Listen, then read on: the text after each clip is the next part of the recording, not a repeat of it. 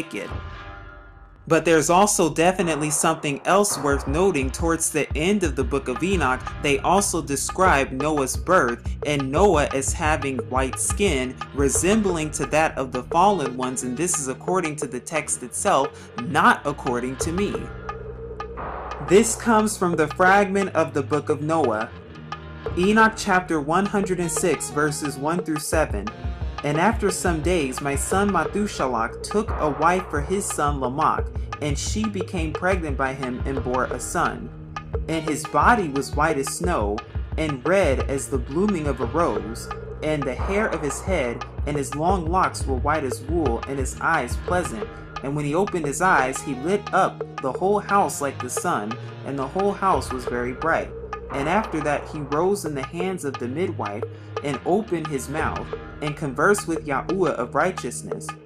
And his father Lamech was very afraid of him, and fled, and came to his father Methuselah.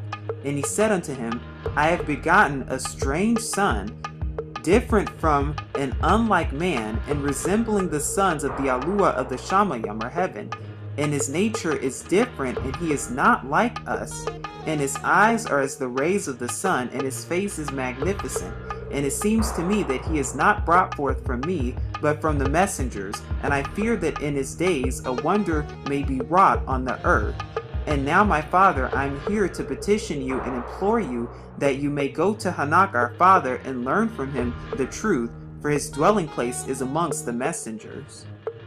What's the truth when it comes to all of this? That yes, history has been whitewashed, and you even see it in the book of Enoch. That's another reason that they had to hide this book, because they don't want you to know that all of the people in scripture were in fact black indeed.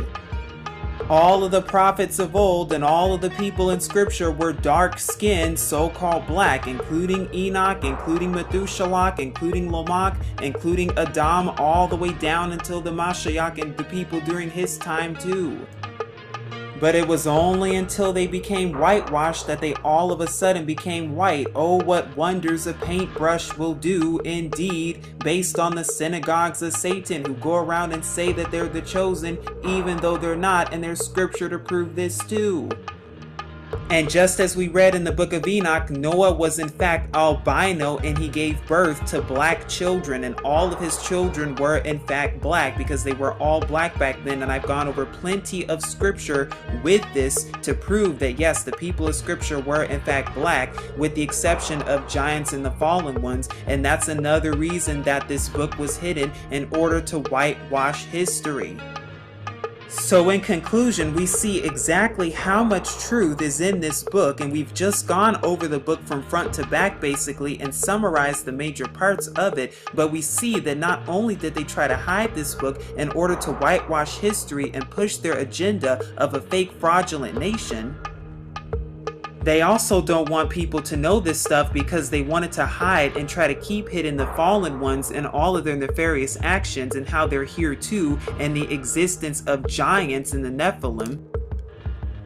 And also how the fallen ones tampered with creation and created disgusting creatures such as dinosaurs and many different lizards that you've seen all throughout history, that they try to say is millions and millions of years old, but really was the actual result of the fallen ones. And they're mingling the seeds with animals too, because it wasn't just with the women, it was also the animals. And they're doing the exact same thing even as we speak, preparing for their new world order, because they already have the giants and they have the dinosaurs and other disgusting creatures ready to go. That's why you've been seeing this stuff subliminally in movies like Jurassic Park and many other ones, and even ones like the BFG, the Big Friendly Giant.